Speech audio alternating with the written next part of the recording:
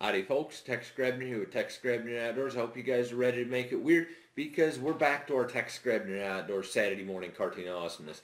Went on the hunting trip in Oklahoma, got a good boar, working on fleshing out the hide right now, and let me just tell you, now that I'm actually trying to tan a boar hide, I understand why a taxidermist wants $500 to scrape and tan a hide. Good God, it's a pain in the ass. But I've had a good solid week of hunting in the woods, and the question is, did I manage to break the whitetail curse? But we'll get to that. I want to also thank everybody who has purchased merchandise from the Tex Grebner Outdoors store. I never expected any merchandise to really sell, but I'm very appreciative of anybody that's actually supported the channel in that way. But if you want to support the channel in a way beyond simply watching the video, you can go to texgrebneroutdoors.com and use the coupon code or discount code or promo code of WEIRD on all your Tex Grebner Outdoors merchandise needs. And also, while I am weird, it is very refreshing that a company like Three Rivers, who I've been buying from for years and years, is in full support of my weird, because it's a big risk for a company to actually get behind somebody, because then you all of a sudden have to be beholden to them. I don't have any dirty little secrets from Three Rivers because they've been watching me for years. But if you want a discount code for your Three Rivers Archery supplies, you can use the discount code in your checkout of Tex Grebner. Now, Wile E. Coyote is my spirit animal, and anything that can go wrong will go wrong. But the question is, was I able to kill with sticks? I'd been boar hunting and road tripping, and by the time that I got back home, it was muzzleloader season here in Illinois. And while you can bow hunt in the muzzleloader season now if you're wearing blaze orange, I decided that I had all that boar hunting film to get through. I had plenty of real life stuff that I had to deal with. I was just going to wait until it went back to regular old bow season. And this was a plan that was just dumb enough to work.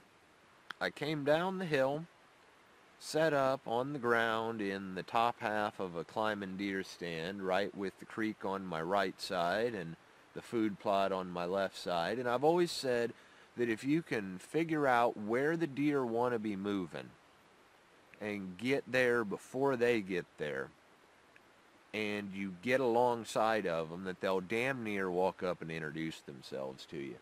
So 3 hours of cold freezing later, I hear a fence wire twang, and there's only one critter that's going to twang a fence wire, and that's a white-tailed deer. And this plan was just dumb enough to work. I couldn't believe how much movement that I was getting away with, but the wind was right, and so this deer was not expecting me to be there. And so this doe trots out in front of me, and she's got a tree right over her vitals, and she's quartering away a little bit, and then she trots out a little bit further. I draw my bow, and I stare a hole through this doe's heart, and then I sent it right over her back. How? I don't know. You see, when I stared a hole through her heart, I basically put my point on her heart, because I'd never expected a deer to be standing there, so I hadn't actually arranged that shot. I shot for 25 yards when this deer was standing at 17, dead center right over top of the vitals. The whitetail curse goes on. But, proof of concept, my plan was just dumb enough to work, but Wile E. Coyote is my spirit animal. Sometimes plans are just dumb enough to work. I'm not crazy about the fact that I missed, but it's not like I'm not a good shot with a traditional bow.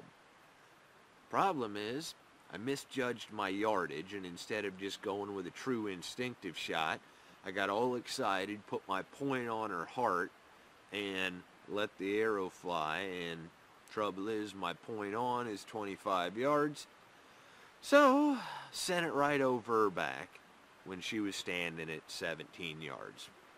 Hashtag trad life, I guess. Nothing like a whitetail to make a liar out of your aim. I originally thought that I shot high because I recorded the voiceover before I actually had a chance to look at the film and slow it down. And everything about that shot was perfect. I was good and solid, pulled through full draw. You can see my clicker engaged. Everything about that shot was perfect. But the deer dropped and then popped back up again just in time to basically kiss my arrow on the way past, and because you see the arrow wobble. And I only had 17 yards there. I was mystified. That's why I thought I shot high. But nothing like a whitetail to make a liar out of your aim. The nerve conduction frequency is so fast. Just an example. If you've ever knocked a knife off the countertop and had your foot out of the way before that knife even drops 4 feet to clatter on the floor, it's just like that. So thank God that I had perfect form and didn't collapse my draw just a little bit to where I would have shot low and killed the deer outright with shitty form instead of missing the deer by a full foot with perfect form.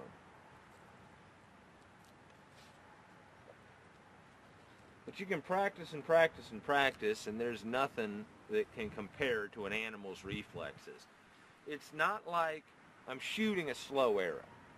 I'm shooting a 960 grain arrow out of a 75-pound recurve, and the only way that you're even able to follow the arrow is for me to slow it down 50%, and it's still flying fast.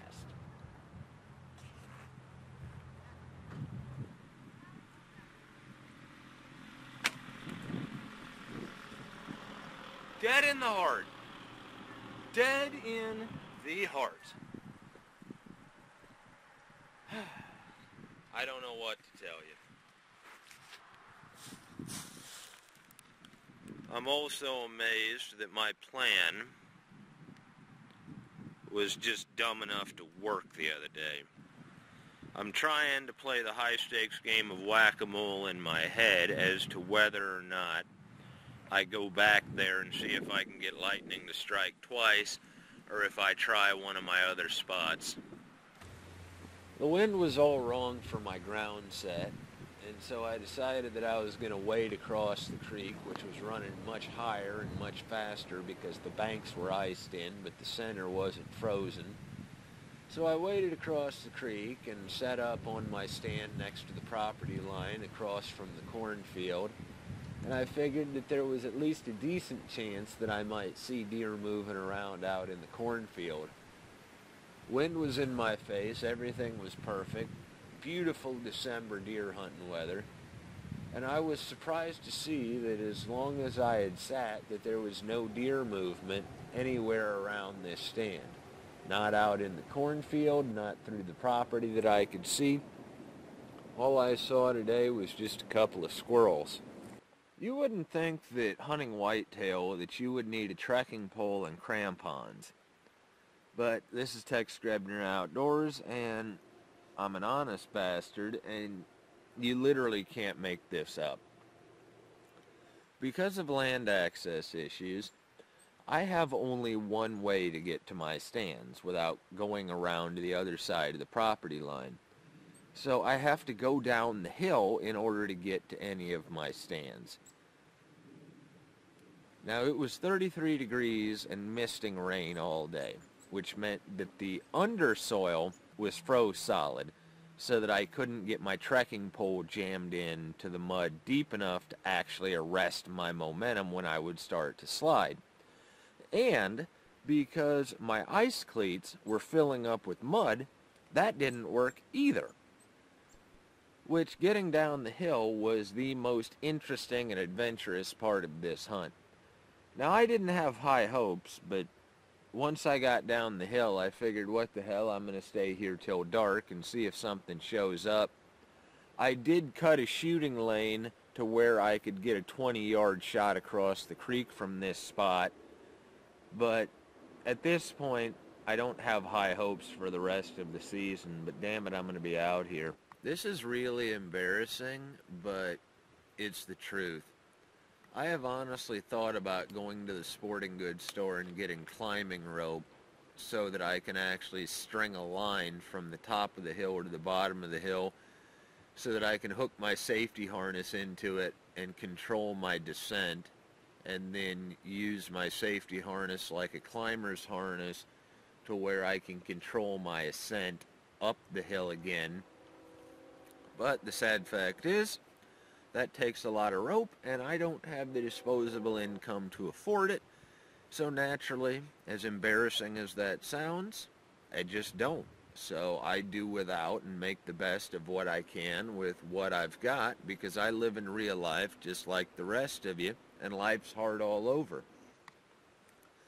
Now, it had stayed above freezing all night, and it had rained all night, so the conditions for hunting were actually pretty beautiful.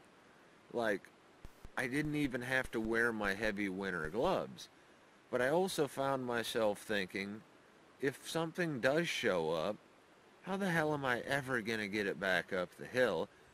Let alone the fact of I'm already wondering how I'm ever going to get back up the hill at dark even if something doesn't show up. Which I admit seems like a real good omen, because this is Tex Grebner Outdoors and you can basically count on nothing going right. So getting a deer and not having the ability to get it out seems pretty par for the course, but at least at that point I would have an actual problem that would be kind of like a first world problem. Everything was beautiful and serene, everything was wet and misty, sitting next to the creek, and I found myself reflecting on the moment of truth. The moment of truth is when life and death hang in the balance. It's a Spanish term about bullfighting, when the matador sticks the bull with the sword, whether or not he's going to actually hit the sweet spot. And the first time that I ever heard the term the moment of truth was from a Bill Negley movie where he's hunting rhino with a recurve. The daylight ticked down into the darkness, and wondered how I was going to get back up the hill. The rut's over.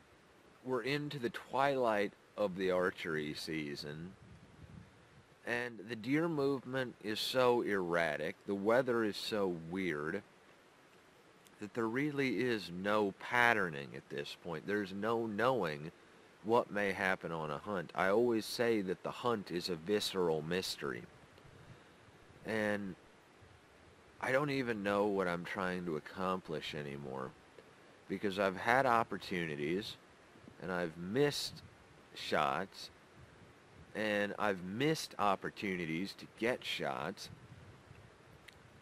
and I just don't even know anymore. But I come out here with a compulsion. It's kind of like how if you don't work out and then you spend the rest of the day hating yourself about a missed opportunity for self-improvement.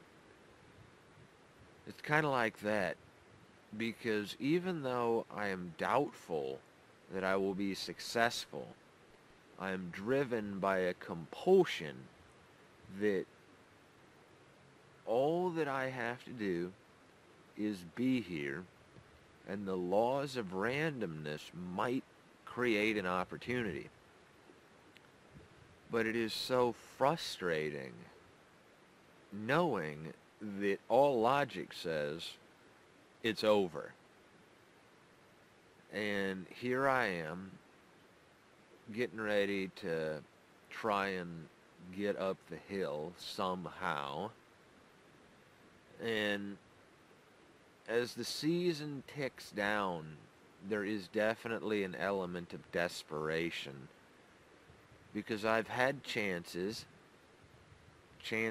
that I didn't capitalize on, and chances where I missed.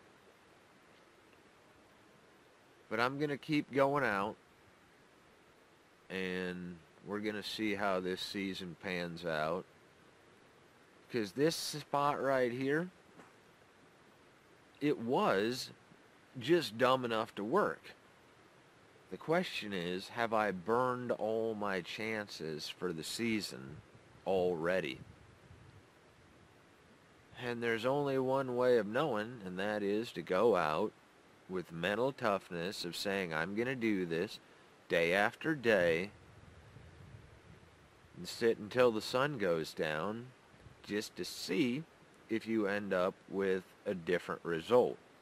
Which I understand, doing the same thing over and over again and expecting a different result is the definition of insanity.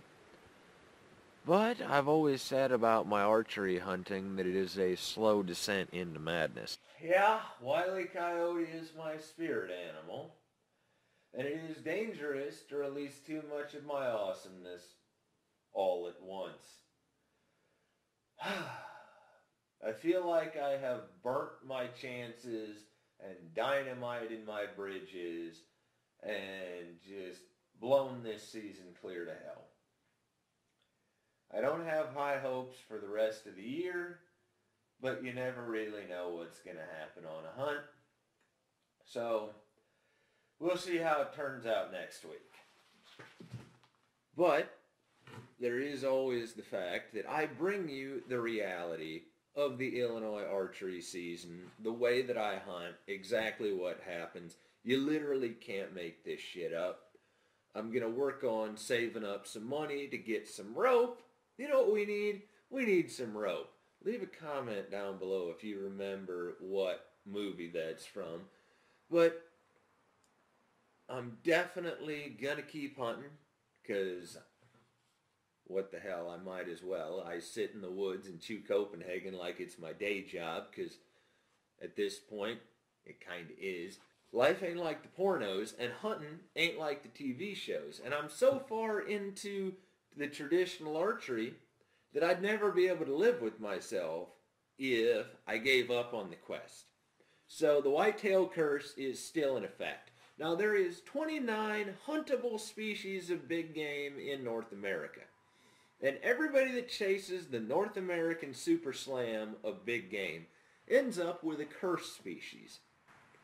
Just so happens that my cursed species is the whitetail, the one that everybody cuts their teeth on.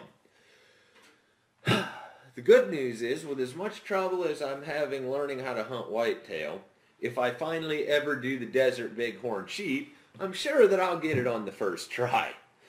As always, God bless all my sportsmen of America. Join the NRA Protector Rides. Please check out my friends over at threeriversarchery.com. Thank you very much to those of you involved in law enforcement and those of you serving in the military. And thanks for watching Tex Grebner Outdoors.